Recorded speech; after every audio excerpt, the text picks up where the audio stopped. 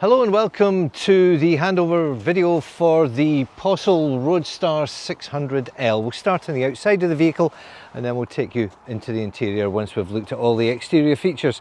Starting on the near side, the rear of the vehicle with the electric hookup point.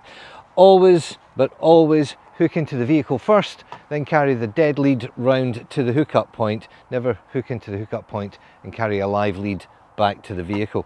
Next to that you'll find the exhaust flue for the Truma gas and electric heater, boiler I should say, that we have in this vehicle. Just below that you'll find the grey water drain point, and there is inside the vehicle a little handle that goes on there. A simple quarter turn opens and allows you to drain the grey water tank. Continuing our journey to the front of the vehicle, come to the toilet cassette hatch. There are magnets in the lid which fit onto the top of the vehicle, so it will never come down on top of your head when you're emptying your cassette. The Tetford cassette is loaded just off centre and comes out with the release of a blue locking pin at the bottom. Once you've reached the waste disposal point, remove the cap,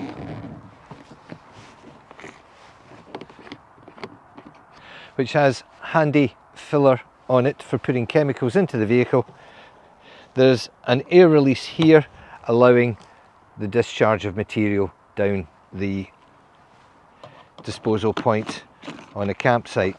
Once you've emptied the cassette, dosage of chemical in here, about a litre of water, give it a good mix, and you're ready to return the cassette back into its home, listening for the loud click to indicate that it's locked back in place. If you feel any resistance when you're trying to open or remove the cassette, stop and go back into the vehicle and make sure that the blade in the toilet has been closed. As you can see here, the blade moves from one side to the other to allow the waste material to enter the cassette, and the blade has to be in the closed position before the cassette can be withdrawn.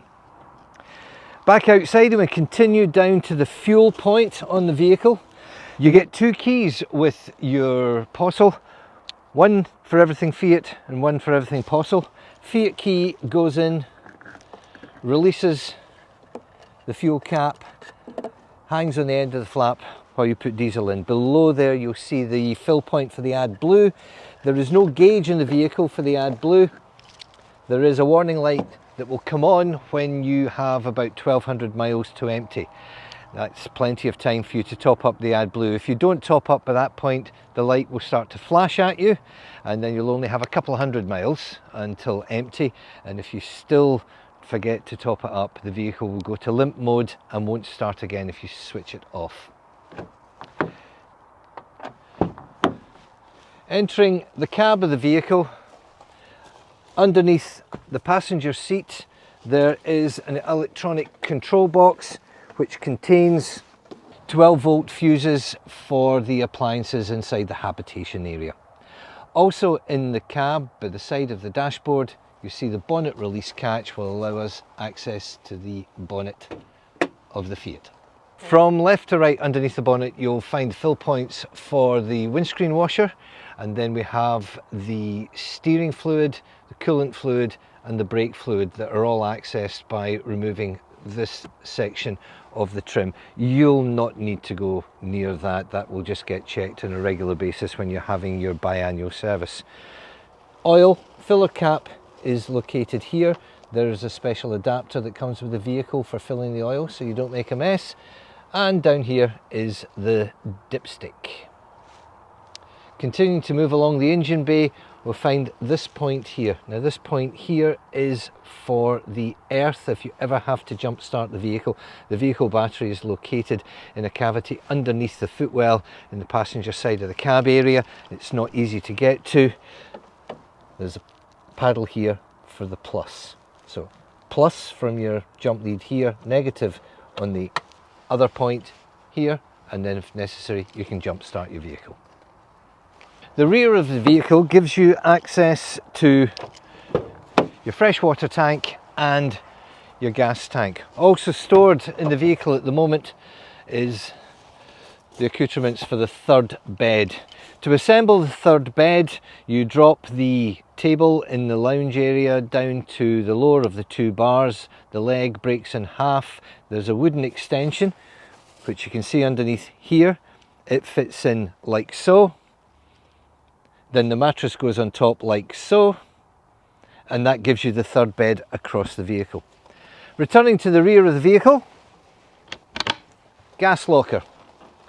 There's room for two 6 kilo propane bottles. You can also have refillable gas bottles fitted with an external fill point as an optional extra on these models. The vehicle comes with a 6 kilo bottle as standard. Unscrew anti-clockwise to open the valve all the way and then turn it back just a fraction. That allows the gas to flow. This is not a drive safe system, so when you are driving the vehicle you have to close the gas, turning it clockwise all the way until the valve won't close anymore. When you arrive on site, open the valve again to allow the gas to flow. Time to go to the interior of the vehicle, and the first thing you'll find after you open the door is access to the switch for the electric step. Your new camper van is fitted with a Dometic fridge with double-sided opening. So when you're in the interior of the vehicle, you can open it from this side, and if you're sitting outside on a warm day, you can get in from the outside to get access to cold drinks. It's a 12-volt compressor fridge, and it's operated from a control panel above the cooker. To switch the fridge on, press and hold the on-off button until all the blue lights come on. There are two controls on the right hand side of the panel which control the functions. You have performance, you have silent, which is very useful when you're sleeping at night, and you have boost, and the mode button will toggle you between each of those. When you haven't touched any buttons for a while, the lights will dim down as the fridge goes into sleep mode, which means you don't get a blue cast keeping you awake at night. Temperature, let's wake it up again and adjust the temperature. The more lights, the higher up the scale, the colder the fridge will be. And that's all there is to the operation of the fridge. So let's have a look at the hob. 2-burner gas hob. Once you've switched on the gas, press and turn through 45 degrees, press the igniter, continue to hold the button down to charge the system, get the thermocouple warm, and then release. Other ring works in exactly the same way. The freshwater tank is located underneath the bed in the rear of the vehicle. There's a red inspection hatch which allows you access to the inside of the tank for cleaning purposes. There is also instructions on the lid where you can see how turning the valve through 3/4 of a turn will reduce the water in the tank down to the 20-litre mark, which is more than enough to supply water for flushing the toilet and for making coffee while in transit.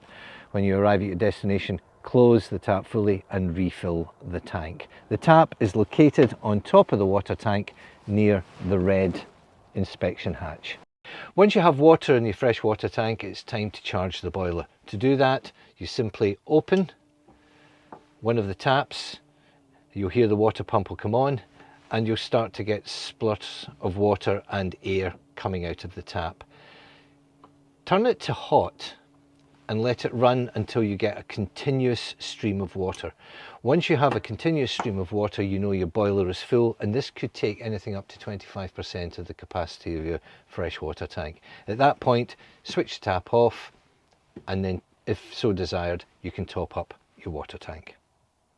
Underneath the bed, you'll find the location of the frost protection valve. You'll see that the little handle at the top is running in the direction of that blue pipe, which means that the valve is open, allowing water to be retained inside the boiler and flowing through the network of pipes inside the vehicle. If the temperature in here drops below 3 degrees Celsius, this will spin round through 90 degrees and the little blue button in the bottom will pop out.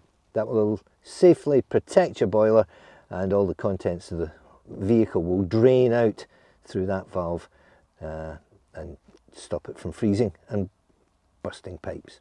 To reset, you have to get the temperature in here above 10 degrees Celsius, turn the valve again to run along the direction of flow of the pipes, and press the reset button.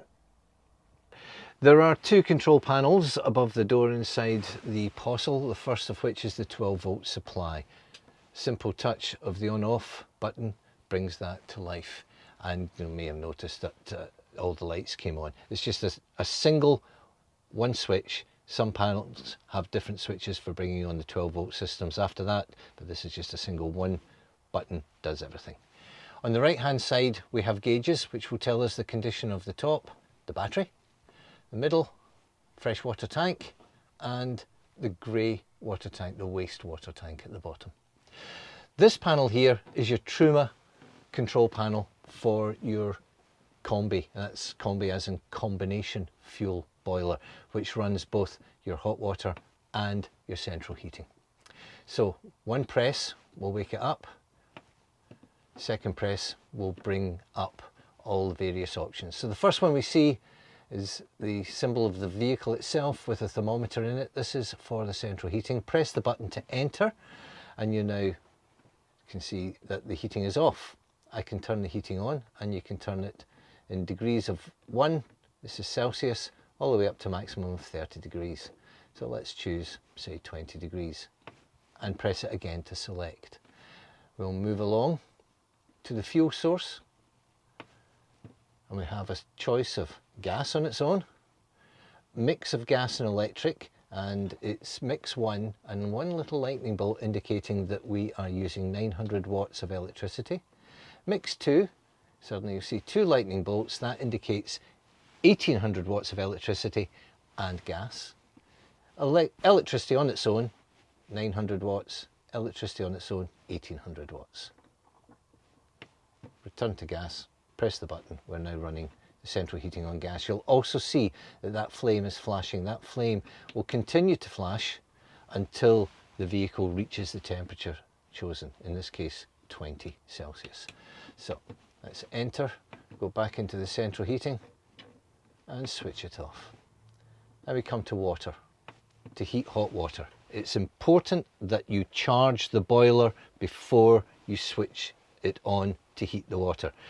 If the element is running or the gas is running to heat up the hot water and there's no water in the boiler to be heated up, then you will damage your boiler. So enter, choose between eco and hot. Hot is about 60 degrees Celsius and useful for showering. Eco 40 degrees Celsius and ideal for washing dishes. There's no water in the system today, so I'm not going to switch it on. We've already spoken about choosing fuel. The fan. If you're using the central heating, the fan will operate in either eco or boost mode. If you're not using the central heating, the fan will operate as a vent. Enter vent and you have up to 10 different speeds to choose from. This is not air conditioning, but it will move air around the vehicle on a warm day. Timer mode will allow you to preset times for your central heating and your hot water to come on. If you're bagging in Monroe and you want to have a shower at 5 o'clock when you get back to the van, you can set this timer for the heating to come on at 4 o'clock in the afternoon and the van will be nice and warm when you come back to it.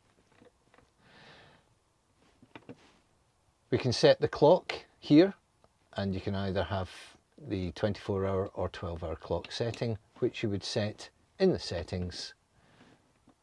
Temperature, Celsius or Fahrenheit, choice is yours.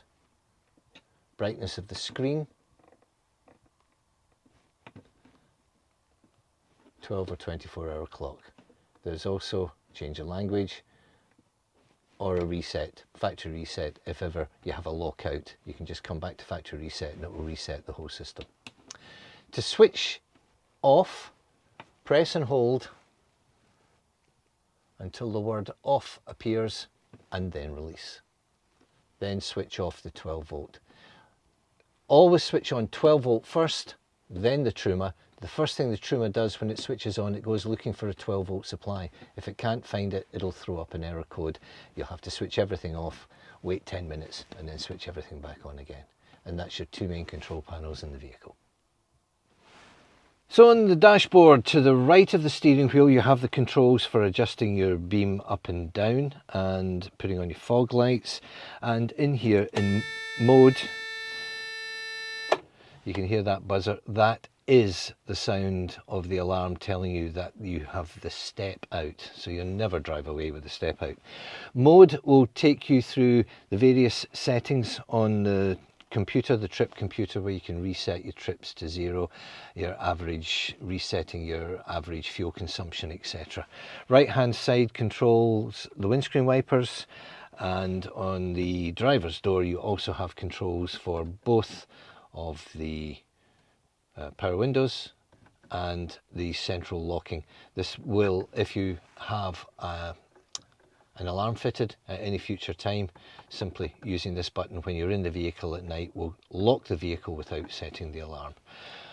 Electric adjustment on the mirrors. The mirrors are not electrical folding, just electrical adjustment of the top mirror, both left and right. On the left hand side of the steering wheel, the upper stock controls lights, indicators and full beam and dip, and the lower stock controls your speed control and speed limiter. Speed control obviously cancelled by any of the foot pedals while driving. The radio has steering wheel controls, Bluetooth connectivity for your phone, so you can take and make calls without taking your hands off the steering wheel. Here we have the fan.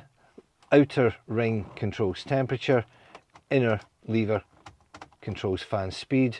On the right hand side, direction of airflow and whether or not it's fresh air coming in from outside or it's recycled. When you're using the air conditioning, always have the fan on at least one speed, otherwise it won't come on, and use recycled air. It's a whole lot more efficient on fuel to be chilling down air that's already been chilled in the previous cycle. Draws a good mix of fresh and recycled air into the system so it doesn't get stale. Thank you very much for watching this video. We hope you have lots of fun and make lots of memories in your new Possl camper van. On behalf of everyone here at Highland Camper Vans, we're on the end of the phone if you need us, but have fun and enjoy lots of smiles and lots of miles.